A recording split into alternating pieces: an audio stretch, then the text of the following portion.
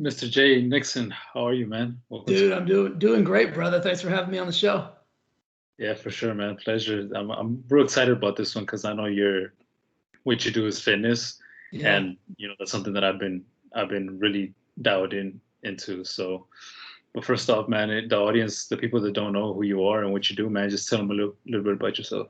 Yeah, just a little quick snapshot. I'm a fitness and nutrition and transformational entrepreneur. I own a physical like boutique fitness studio in Palm Desert, California. So Palm Desert's kind of like a suburb of Palm Springs.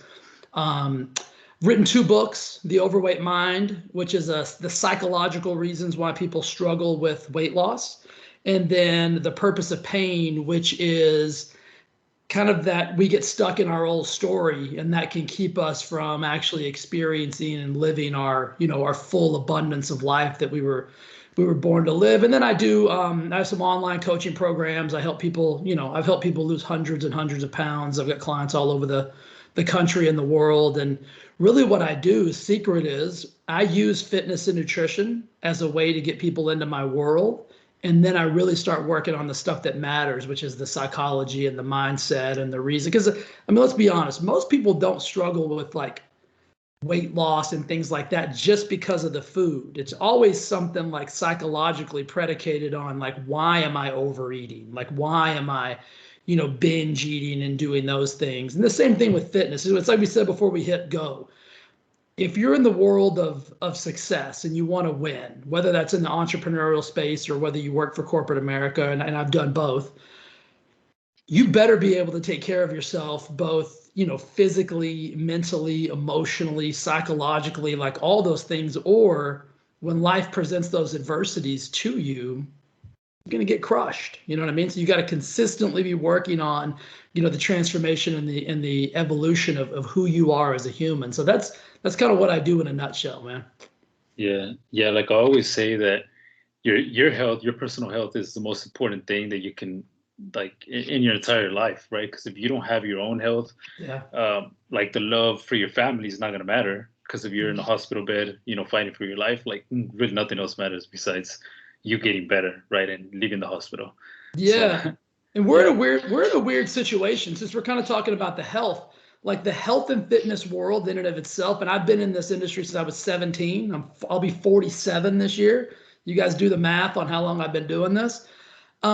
It's almost a $5 trillion industry.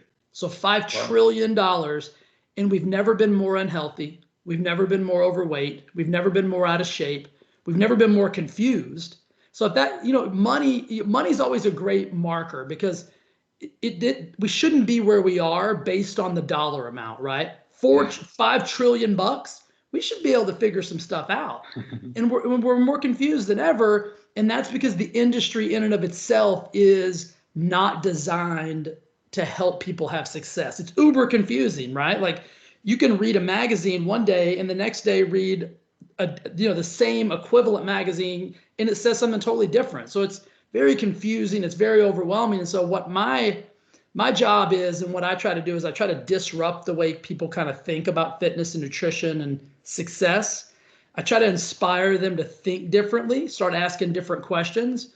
And then I just want to give them the knowledge, resources, and value that they need to start transforming into that next level of like what's really going to work for them. We've got to stop chasing diets. We've got to stop chasing pills and potions and lotions. I mean, you just finished a workout. I mean, Yeah, you know how important it is to move your body just consistently, right? for sure. Yeah, that's interesting, man. So what do you teach? What's like? Do you think is it comes first, right? Like shifting your mindset, or getting like start the workout process. Yeah, well, it's always like this, right? So you got to meet people where they are. So Okay. nobody's going to come to me and say, "Hey Jay, like my mindset's really messed up and I think that's why I'm overweight and I think that's Yeah. why I don't want to work out." They come to me because they think. And so back to the first book that I wrote, it's called The Overweight Mind, right? The Overweight Mind, not the overweight body or belly or whatever. And it's the undeniable truth behind why people aren't consistently losing weight. And I wrote the book because I would help people lose like 20, 30, 40, 50, 60, 100 pounds. This is early in my career. And then I'd watch them gain it back. like once they stopped working with me or did something else. And I started trying to decide like what's going on. Like I've given them all the mechanical stuff. I told them what to eat, when to eat, how to eat, everything, what not to eat. I gave them the perfect workout. It worked, but the results weren't staying. And it was because they never changed their psychology. They never changed their mindset around why they were in that situation in the first place. So I would love to start there, but you can't because people they're not gonna see that. So I get them into the world. I start telling them about like, hey, this is and I don't believe in diets either. I think diets are a failing formula because they always have like an end date. It's like, hey, in 6 weeks or in 2 months or when the wedding's over or after summer, then you start going back to the old way you did stuff and you end up gaining the weight back. So I think diets are broken. They're antiquated. I don't even say the D word. So I really start to teach people about making better lifestyle decisions and creating a nutritional platform that works for them for the rest of their life, whether they're 14 or 47.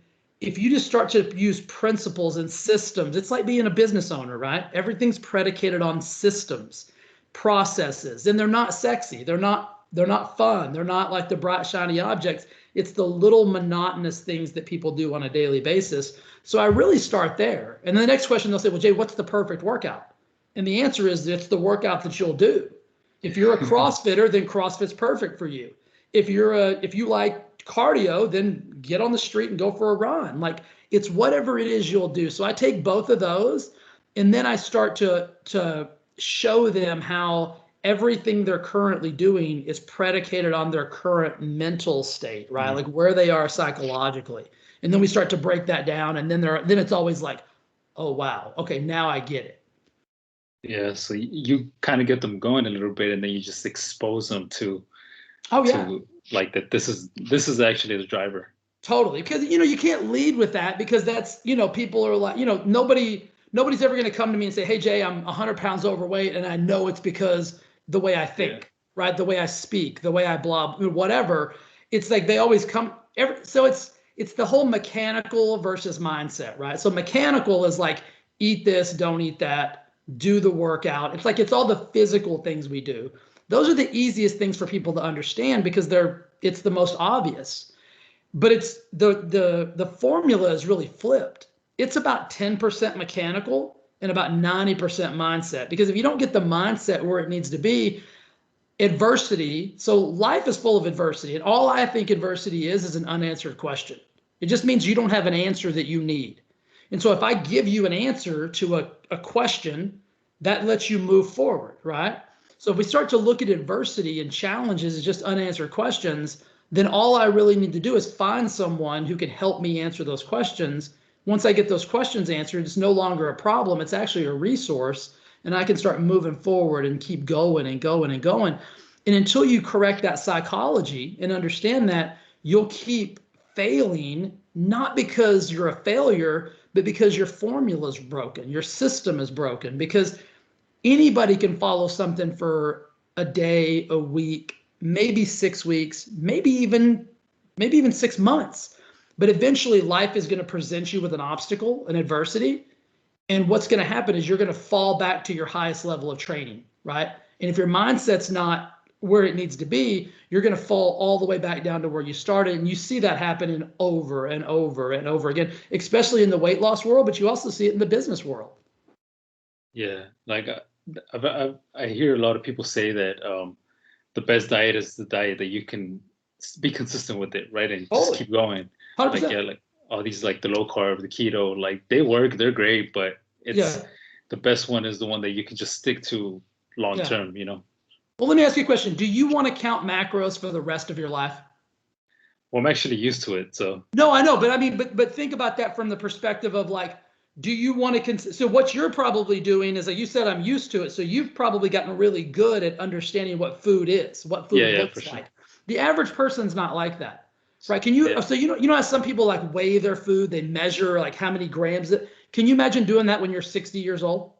Yeah, no. No, nobody's going to do that. Nobody's going to count macros or weigh their food or bring their scale with them for the rest of life. So what I try to get people to do is understand what food is. What does food look like? Like, what does 30 grams of protein actually physically look like? What does 25 grams of carbs actually physically look like? And then you don't need to have your calculator out and your app out. You can actually look at food and say, okay, well, that's about 350 calories. It's this many grams of protein. It's this many grams of carbs. Here's the fats. And then even more important than that, how did I feel after I consumed that food?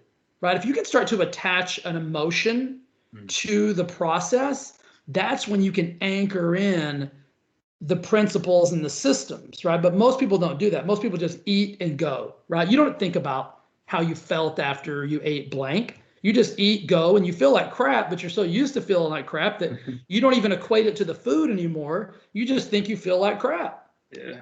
Yeah. So we just got to get more intelligent about the way we're looking at food and start treating it differently than just as, as a substance that we're going to consume all day long. Yeah, I think like there's so much truth to you are what you eat, and Yep. nobody puts thought into that. But dude, like this is interesting. Like how did you first get started into all of this? Oh, Because man. I know it must have not been easy. Well, I was a weird kid. So I grew up in this tiny little town, about 4,000 people. We had one stoplight. Sometimes it worked, sometimes it didn't. And so to do anything, we had to go about 45 minutes to a different town, to a larger town in Texas. And there was a mall there. So my mom would go to the mall, and I would go to GNC even as a little kid. And I'd sit on the floor and I'd read magazines, and I'd look at the bottles, and I'd read I'm 7, 8 years old. I was always fascinated with like the physique, like the human body in and of itself. And so from a very early age, I was enamored with that. And then I was also really into sports. Like I loved football, baseball, basketball. If it was something you could play and win, I wanted to do it. Like I just loved to win, even as a little kid. And so that didn't equate to me being healthy as a little kid though either. So I'll be 47 this year. So when I grew up, like it was a little bit of a different world with like foods and stuff. And I ate for comfort. So long story short, my second book, The Purpose of Pain, is really kind of predicated on my story. My father got killed when I was 5.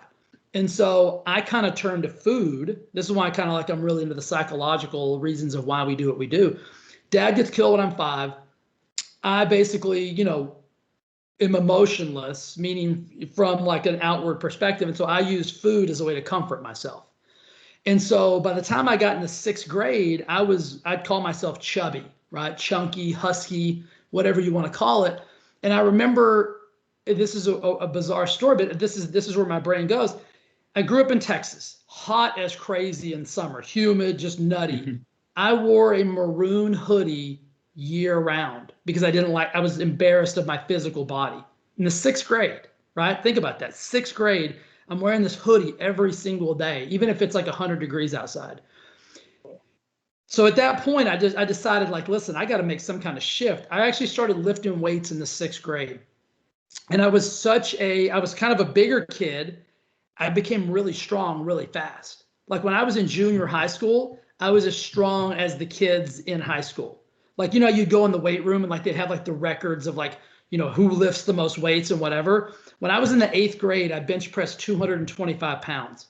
So most of the high school kids couldn't do that. But it's because I started lifting weights like a psychopath when I was in the 6th grade. Yeah. And I've been doing that ever since, man. And so that was kind of my entree into like weights and like starting to craft. And then I had a buddy in high school, like any kind of extra money we had, we'd go to GNC and buy like stupid shit, like stuff that didn't even, now if you looked at it, I'd be like, what are you wasting your money on that for? But like, I was drinking, protein shakes when I was in the junior high. Like, my friends are like, what is that? And I'm like, dude, it's, so I've always been a weird kid, and I've always just gravitated toward this. And so as I've grown and evolved, this is kind of like where we are today. It's like I've got a vast amount of knowledge because of the early entree I had into this kind of world. So that's kind of where it all started for me, man. It was my own physical shame, if you will, in how my body looked that transformed it into like, making differences and making shifts. And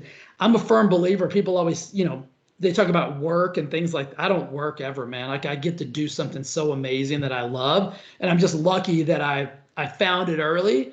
It took me a little while to get into it from a professional perspective, but you can find what you love to do, man, it is such a blessing. I do it all day long for free. Yeah, dude, that's so yeah, that's so unique, dude. Because like nobody's into fitness at in junior high, Oh right? yeah. Like I used to hate whenever I used to play soccer. I stopped playing in December, but in high school, like I've been playing all my life. And in high school, whenever we would go to the weight room and work out during the Yeah. off season, man, I hated that. Dude, Like that was not my jam. here's how crazy I was in the summertime. So, I live, like I said, I lived in a tiny little town, so everybody knows everybody. So I knew where my coaches lived. I would ride my bike to my coach's house every day, and I would say, I'll follow you to the gym. Go open the gym so I can lift weights.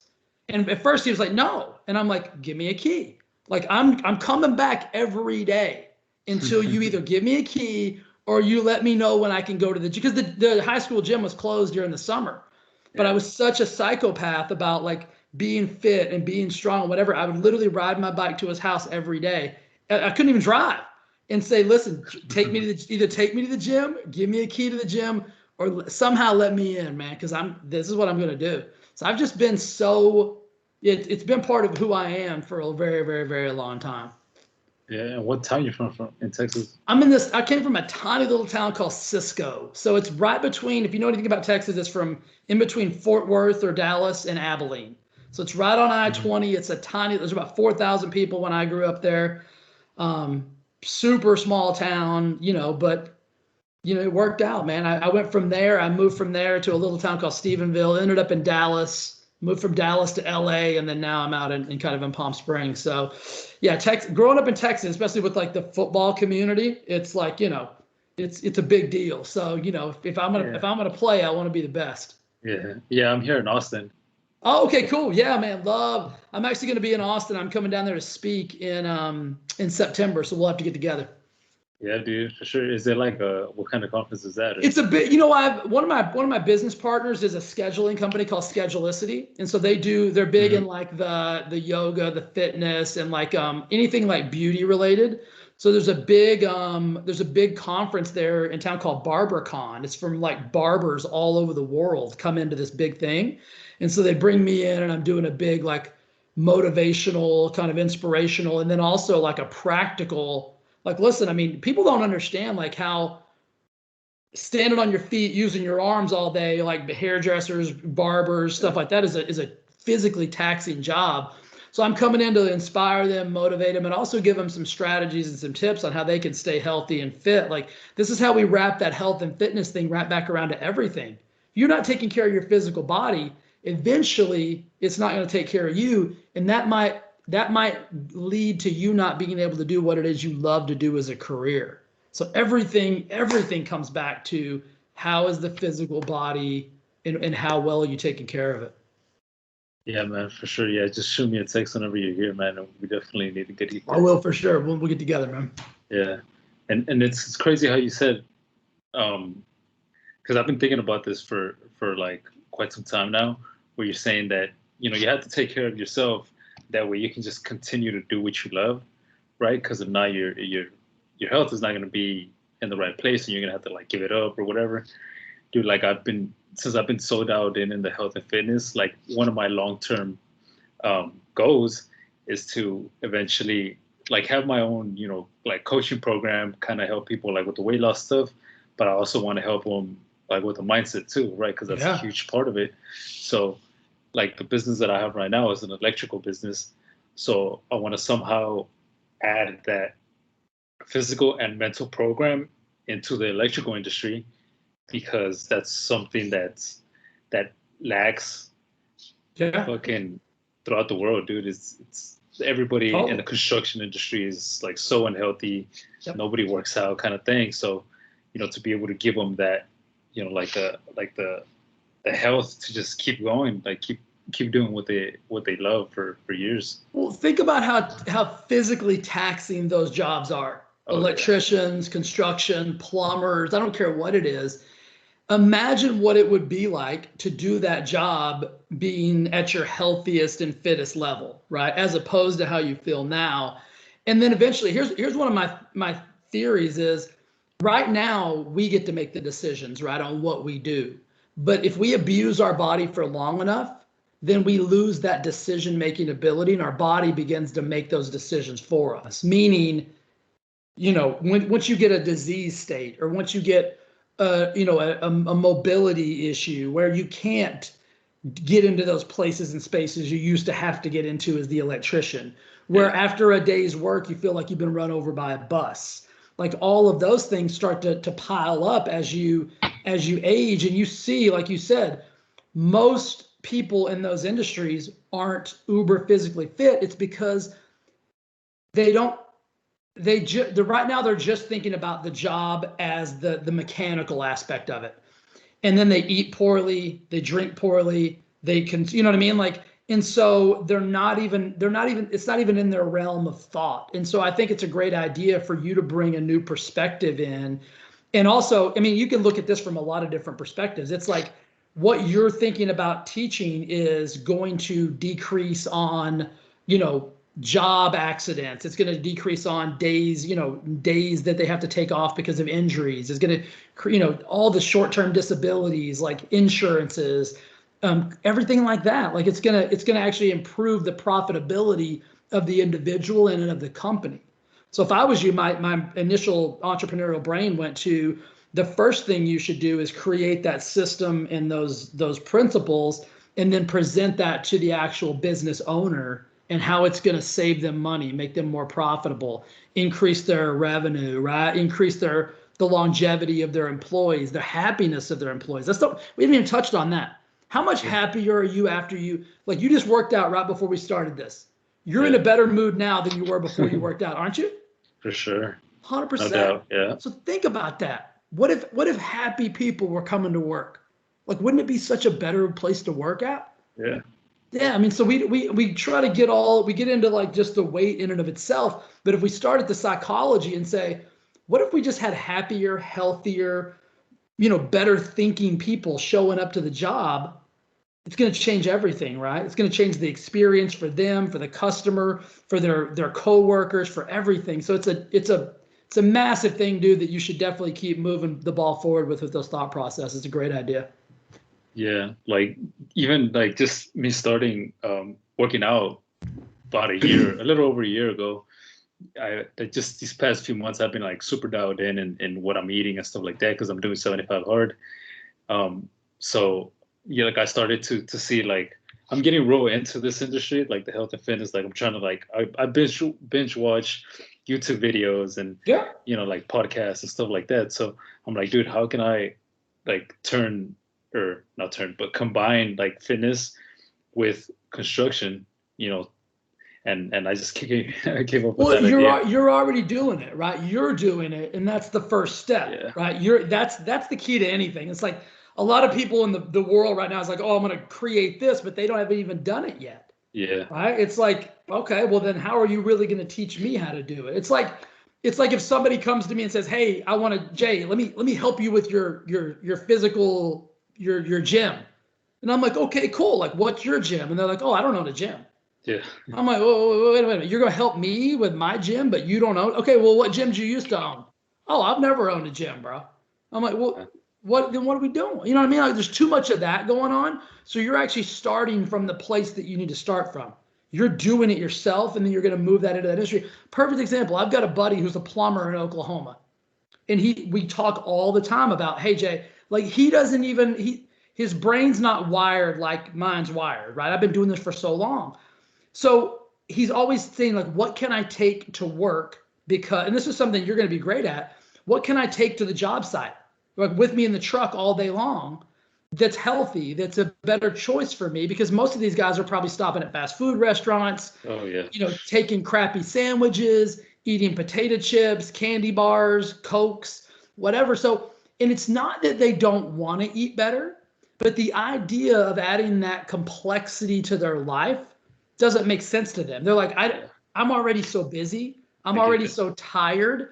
I don't want to think about that. So what you're going to do is you're going to actually simplify their life by showing them how easy it is to pack this cooler every single day, or to make a better decision when they do have to go through the drive-thru, every single day. And then once they start to do that and feel better, game changer, man. Like that's where the whole thing starts to roll from. So yeah, you're doing the right thing right now, man.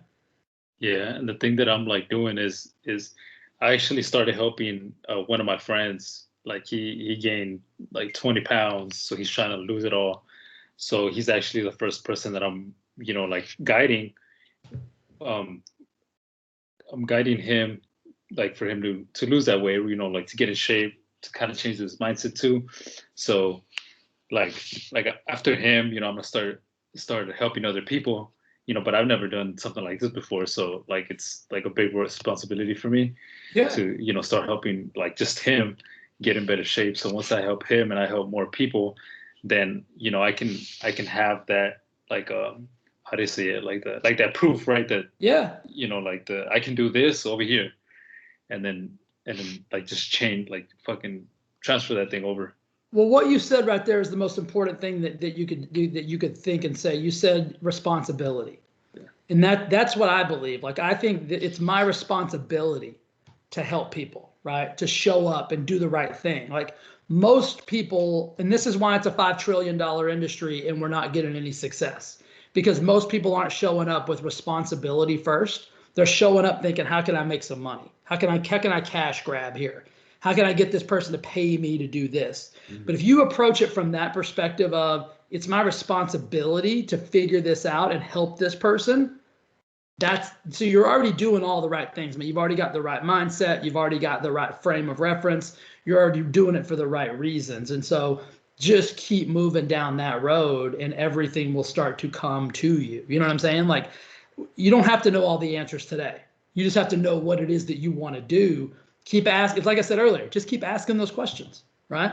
Now you've got a new resource now. Now you and I are friends. You got a question, you pop me the question, right? You get automatic answers to questions that you might not have had before. Like that's why we do what we do in life, right? Yeah. And like I've been looking at it like from the, how you saying, like for the right reasons of like just, I want to change people's life, dude. Like I know the money's gonna be there, Totally. so that I'm not worried about it. It's mainly like, how to do it, or like the stages of doing it, because it's a long-term play for sure. But I have to go through it first to be able to help people. Well, I can tell you this. Those stages will change, right? Like as I continue to grow and evolve, how I'm able to help people continues to grow and evolve. Like how I treated and taught and coached people 10 years ago is not how I do it today. Yeah. And so you're going to learn as you learn, and as you learn, it's your responsibility to implement your new strategies and your new principles and then continue to teach those. So don't think you've got to know everything perfectly today to even start. You just got to do it for the right reasons, have the right perspective on why it is you want to do these. And I think you have that. So you just keep driving forward, and then those new levels start to come to you. And you're also going to figure out that everybody's so vastly different. Like what's working for this dude might not work for the next person, right? And you're going to have to be adaptable and shiftable in order to be able to maintain that same level of success. But that just comes with the process, right? That comes with you stepping into something that you're uber passionate about and you really, really want to do. Yeah. Yeah. And I think it's like a whole lot of trial and error, right? Yeah. I mean, you said the right thing. You said, I really want to help people, right? When you come from that perspective of you really desire to make a change and a shift in people's lives, then you're doing the right thing. Like you can't lose in that perspective. So just keep that mindset, keep that as your lighthouse, and then everything else is just going to come to you and through the process. So I think you're right where you need to be. So you help people change their lives, right? Physically and mentally. Man. So what, like, who has helped you grow? Because you teach other people, but like totally. Who has taught you? Yeah, so I'm a firm believer in never trust a coach without a coach, right? So especially when we're in this personal development world. Yeah. So I started my personal development journey with my coach about 15 years ago. 15, yeah, probably 15, close to 20 years ago. So ever since then, I've had either a personal development coach. And when I first started, it was very generic. It was just like, different ways of thinking, different ways of doing things, like different ways of seeing things, right? And as I've evolved in my own personal development journey, now I'm more dialed into the specific coaches. So perfect example, when I wrote my first book, I hired a coach who had written books and knew how to write books, right? Yeah. And so that's how you evolve and grow, is like you ask the right questions of the right people. So, when I first started my actual physical, studio, my physical fitness center, I hired a coach that had experience growing and starting and evolving in a physical gym setting. You know what I'm saying? And so I'm very specific on, all you need to do is ask specific questions, right? So it's the analogy of life punishes the vague ask and rewards. I mean, so it's life rewards the specific ask and punishes the vague wish, right? So you can't be vague in your journey. And so most people will hire a coach and think that coach is going to give them all the answers. Well, that's not how coaching works. Coaching is really about getting you to see things differently, getting you to see a perspective that you haven't seen before, giving you new principles and strategies. But you've got to ask the right questions of that coach, or you're never going to get those specific strategies and principles. So if you want to lose weight, you need to go find a coach who has transformed hundreds of people's lives, into where they were to where they want to be. You don't go hire just a personal trainer, and there's nothing wrong with just being a personal trainer, but maybe you go hire a personal trainer that helps people get ready for a bodybuilding show, right? That's vastly different than helping a 50-year-old mom lose 100 pounds, right? The principles are different, the strategies are different, the vocabulary is different, the mechanics are different, and the mindset is absolutely different, right? So you got to be very specific on what it is that you want. And so that's what I've gotten really good at in my 15 years of personal development, is like, I know where I need to be. Perfect example is working with Ed and Andy. I started working with Ed because I do a lot of public speaking, and I want to be a better speaker from stage. I think you'll agree with me. Ed is a phenomenal speaker. So I started working with Ed for the sole purpose of listening to him speak, listening to how his cadence works, his, how he raises and lowers, how he gets emotional, how he gets pissed, how he does this, how he does everything is a system, right? If you'll watch him, start to pay attention, like you'll see the dynamics of how he speaks. I joined the program to work with Ed and Andy for one reason. It was to listen to Ed talk. That's it. I wasn't looking for anything else. And that's the specificity of when you're doing the right thing, right? Everything else was a bonus, but it's like when I go to a conference or a seminar. You know what I mean? You'll see some people and they'll take notes. They'll leave with a binder full of notes. My goal when I go to something like that is to take away one or two things that I can implement immediately. So most people will get a whole bunch of knowledge in, and they won't do anything with it because it's overwhelming. I call it the personal development vortex. And that means you're listening to podcasts, you're reading books, you're going to seminars, you got 7 coaches, you got this and that. There's no way you can implement all of that knowledge. And what happens is, it's like you saying, hey, Jay, I'm thirsty. And instead of giving you a glass of water, I turn a fire hose on you. Yeah. It's just going to blow you away. So the idea, so people ask me all the time is, Jay, what book should I read next? Jay, what podcast should I listen to? And my question is always, well, what book are you reading now? And they'll give me a book, and I'll say, give me 2 principles that you've gotten from that book that you're currently implementing on a daily basis. Not that you've done once, but that you're doing daily. And then I'll say, well, what podcast do you listen to? And they'll say, well, I listen to everything this guy says. And I'm like, okay, tell me 2 principles that you're implementing from that podcast that daily has made your life better. Most of the time, they cannot give me those answers. And so then my next statement is that you're not ready for another book or another podcast or another coach or another program, because you're not going to, ingestion without implementation is worthless. right? You have to be able to audit your inputs. We get so much volume coming in.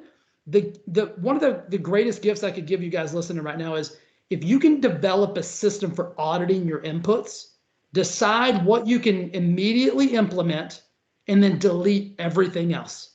That will increase your success rate by 1,000%. So that's kind of how I look at coaching and books and podcast and personal development and all of that is like, it's all about implementation. It's not about just being there and ingesting everything because there's no way to implement everything. Yeah, dude, like I find myself doing that a lot. It's just it happens to it's happened to me. Yeah. Yeah. Like I do it like a ton, dude. It's like I just take everything in. I try to take as many notes as I can. Sometimes I'm just like, oh man, whatever. But like I'm definitely gonna do that thing. Like what is like the one or two things that I can take from this book that I'm reading right now? Yeah. And then when you feel yourself getting overwhelmed, because it happens to all of us, I just pause, right? Like I do a hard pause and I'm like, okay, Jay, let's stop. Like right now you've got there's a million things floating around in your brain. So then I get my journal out and I just brain dump, right? So I'll dump everything I'm thinking about on my page.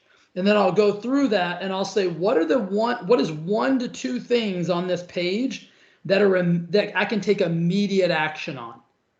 And then I'll take those 1 or 2 things and those will become my 2 things that I'm using for the next foreseeable future. And then when that becomes routine for me, then I'll implement 2 more and 2 more and 2 more. Like we don't have the ability as humans to implement 10 new things every day. It's way too overwhelming. So we need to implement 1 to 2 things and then get those to become our habit. All we are as humans are habits and standards and rituals. Think about it. You do the same thing every single day, probably at the same time, the same thoughts, the same everything. So the only way to really change that is to take something that's currently not working for you in a ritualistic standpoint or a habit and replace it with something more positive and powerful. And then once that becomes your new routine, then you're ready for another one. And then you're ready for another one. And that's how you evolve and grow. It's the same thing like if we're talking about the physical body, right? You can't walk in, if you've never deadlifted before in your life, you cannot walk into the gym and put 500 pounds in the bar, pick it up off the ground. Yeah. You just won't do it. The weight's not going to move. So you've got to systematically get to that 500 pounds. And that's daily routines, daily structures, daily everything that get you to be able to eventually lift that 500 pounds off the ground. We have to look at it like this. And I know I'm talking, the last thing I'll give you guys on this perspective is this. Start to look at things. So let's say I have a client that needs to lose 100 pounds. And in the corner of the room is a 100-pound boulder. It's giant, it's rocky, it's gnarly, it's got points on it. And I said, all right, brother, go pick that rock up, bring it back to me. Like most people would be like, I can't pick that rock up. And if I do, I'm going to get bloody and dirty and cut up. But if I took that same rock and I broke it into 100 1-pound rocks, and I said, all right, brother, go get me a rock. You'd be like, cool, easy, right? Like I can pick up, here's your rock. All right, put it in that corner. And then every day you went and got me 1 rock. In 100 days, you'd have that same rock, that same 100 pounds would be in the opposite corner of the room. And it wouldn't have been that challenging. It wouldn't have been that overwhelming. But what we do as humans is we want to figure out, how do I get that 100-pound rock from here to there as it is, right? And sometimes we have to change as it is to as it should be, and then we can start to move that rock easily. I always say, if you want to make something challenging, add a human. Like we will make it tough, we'll make it challenging, and we will get in our own way 1,000 times. Yeah. Yeah, dude. I like the fact that you brought up routines, dude, because that's like something that I know is key, and like I've been struggling with. So, like I try to have a morning routine, wake up a certain time, and then get my gratitude in and stuff like that. But my mornings have been like terrible, but I know it's because I don't go to sleep on time, right? Like, so what's something that can help, or that has helped you? Like go to sleep, ease in the evenings, kind of like just chill, relax. Because I can, try to go to sleep by 10, but like I'm not tired. I'm not. My mind is just thinking and like I don't know how to, slow it down. Yeah. Per se. So I get up between 2:30 and 3 o'clock every morning. So for me, going to bed is a little bit simpler because when you get up at 2 or 3, by 8 or 9, you're pretty tired. Yeah. Right. But so what I do is some days I'm not, though. Some days my brain is like, woo, like he wants to go nuts. So I make myself do a hard electronical stop at least an hour before I want to go to bed. Meaning no more computer, no more email, no more phone, no more text, no more social media, no more anything, at least an hour before. And that lets my brain kind of like chill out a little bit. And then I'll do it in the beginning. I don't have to do it so much anymore. If I feel that kind of racing, like I got so many thoughts and ideas, I do that very same brain dump I talked about a while ago. I'll just get my journal out and I'll literally just write down all the things that I'm thinking about. And I know they're going to be there tomorrow, right? I've never solved anything by staying up all night. And so, it's part of my system, right? It's part of my habits. It's like I was doing a call yesterday. And so I was talking about like scaling a business, right?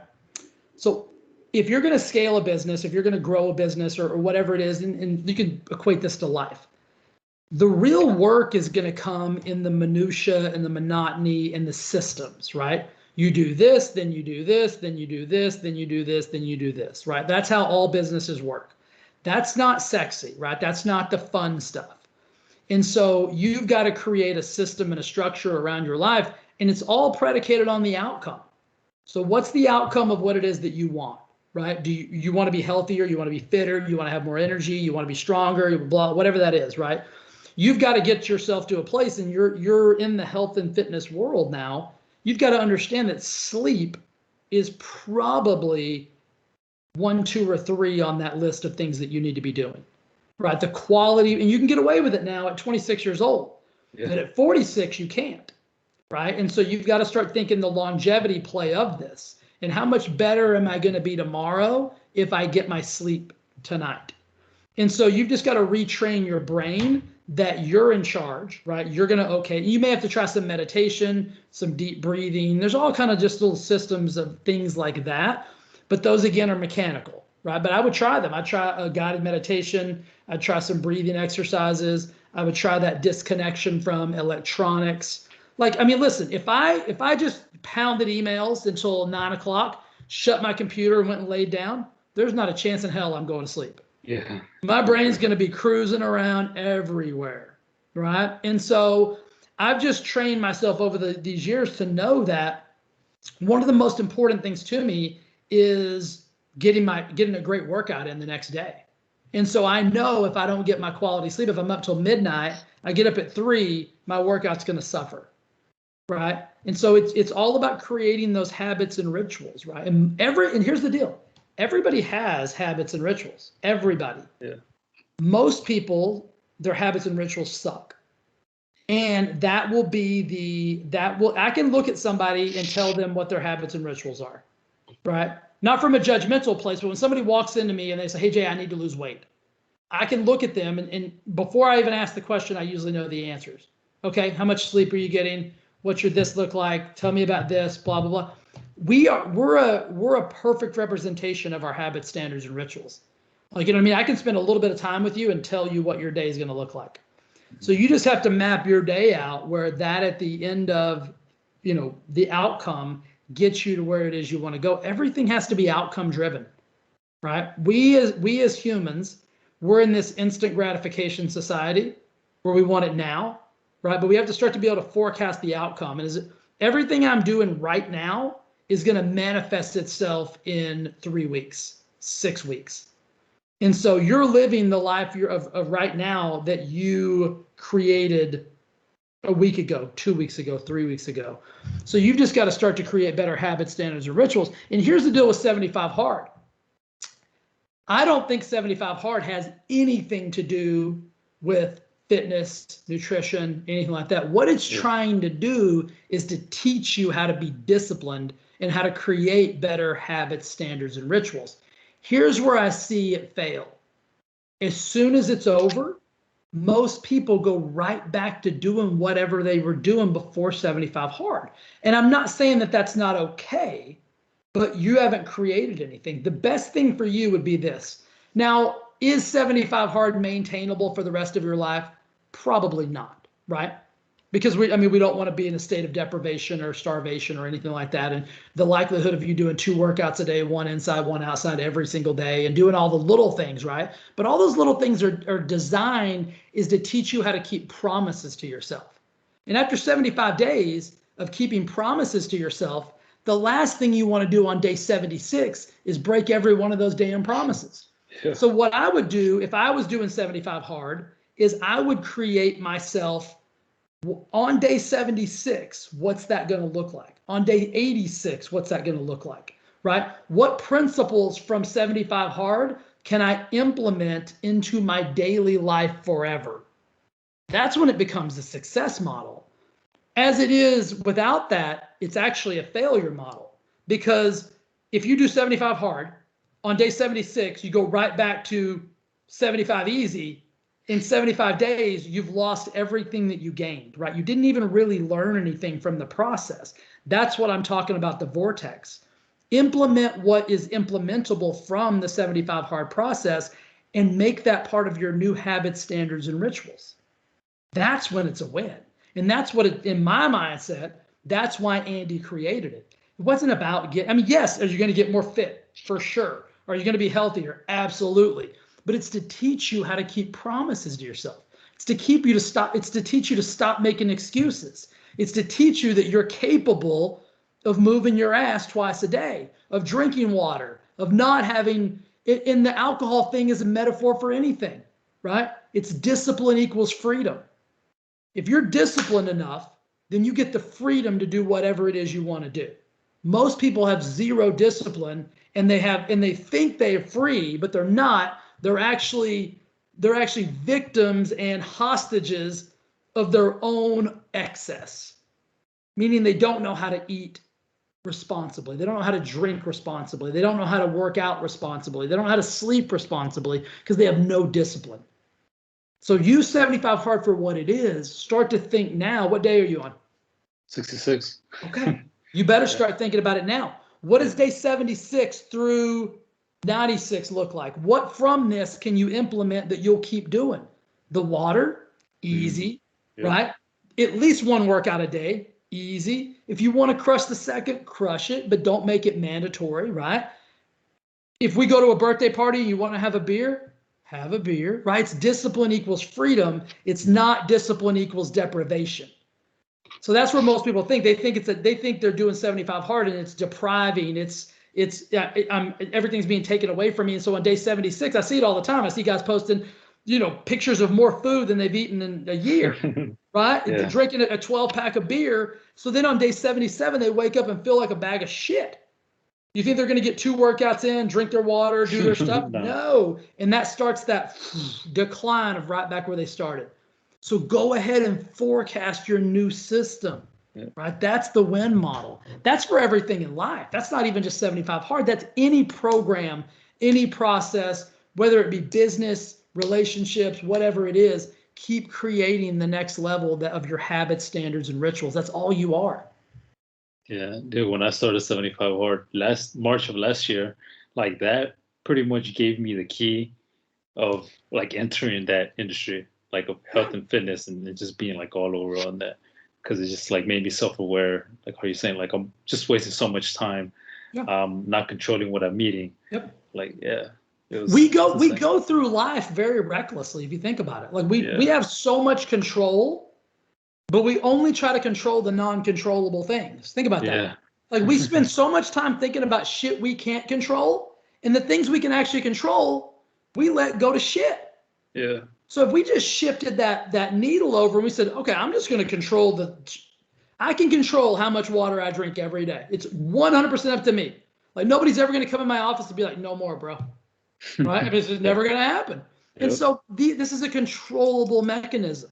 I can control when I go to sleep. I can control if I work out or not. I can control if I'm on social media all day or not. I can control everything, but I spend all my time focused on shit I can't control. Yeah. So it's we waste so much time on nonsense.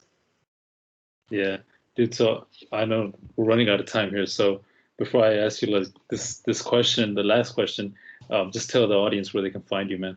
Yeah, absolutely. So the easiest way to find me, my business and my website is called Thrive Forever Fit. So if you just go to thriveforeverfit.com, all my social media, all my stuff, all my books, all my everything is right there. Jay Nixon on Instagram, Facebook, all the social media platforms.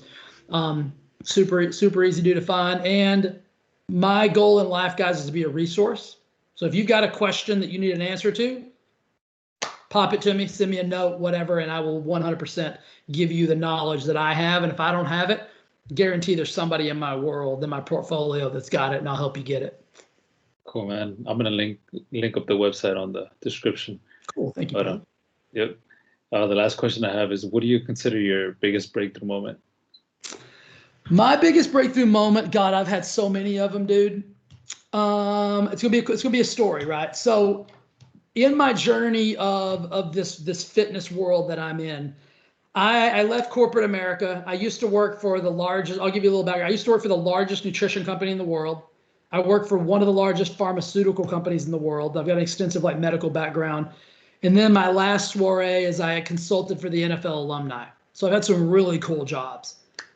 None of them were fulfilling. I knew I was always supposed to be my own boss. As you can tell by listening to me for the last hour, I'm a little bit radical. I'm uber passionate. You don't want this guy in your office because I'm gonna wreck everything. I'm gonna do everybody's job. I'm you know what I mean? So I knew I had to do my own thing. And ever since sitting on that floor in GNC as a 7-year-old, I knew it had to be around helping people transform their lives. So I started my personal training, helping people world with 0 clients. I started in a broom closet of a chiropractor's office. I mean, I could barely turn around in there, and I was training people. So fast forward, every year I would kind of upgrade. I'd move to a different, bigger space once I got more clients and more clients and more clients. So then I get to this one place where I'm renting the entire bottom floor of a country club here in Palm Desert. Got some great clients, tons of equipment, everything. We get about 7 days of rain in Palm Desert a year. And by rain, I mean it might sprinkle a little bit. It's in the desert. Yeah. How long? Well, this was maybe, gosh, was this? Let me look at my notes. I keep this written down in my journal, the exact day, because it was so metaphorical for me. So this was in October of 2014. I was just about to turn 40 years old. So it's actually September moving into October. I was about to turn 40 years old. And I was out of town speaking at a conference, and I got a phone call from the country club. And they said, hey, man, we are having a monsoon type storm here in the desert. We've received more rain in the last hour than we received in the last 10 years. The entire basement of the country club is under 10 feet of water. Flooded. My business is gone. Flooded. Gone. Done. There's nowhere to train people. I'm not even there to see it. They sent me videos of water just rushing down the stairs. And in that moment, I had to make the decision, retreat and quit, go backwards, or say, okay, this is a sign and move forward. I'm a big believer that the universe, God, whatever you believe in, is consistently trying to get you to move to the next level of where you want to be. And sometimes it taps you on the shoulder. Sometimes it hits you over the head with a sledgehammer. This is one of those sledgehammer moments where, and I'll say this, in 3 days from that moment, I was going to Maui for 2 weeks for my 40th birthday. So I'm leaving the continental United States for 2 weeks. My business is gone. I've got nowhere to bring my clients when I come home. I'd say that's a situation, right? I got a problem. I'm in Maui. I start working with a real estate agent. I rent my first my own studio. It's mine. Nobody else's, nothing, sight unseen, from Maui while I'm there having fun on my 40th birthday. So when I get home, I've got a place to bring my clients. That flood was the best thing that's ever happened to me. I went from a mediocre business of, I got a decent business, I can pay some bills, to multiple millions of dollars because of a flood. And so my message to say all of that is, sometimes the best things that are going to happen to you are going to feel like the shittiest things in the world in the moment.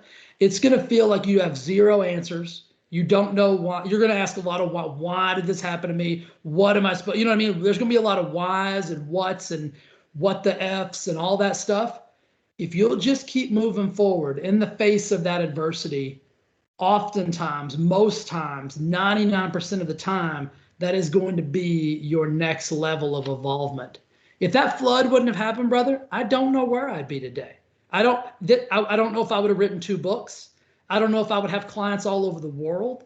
I mean, I've got clients in Australia, Switzerland, the UK, you name it.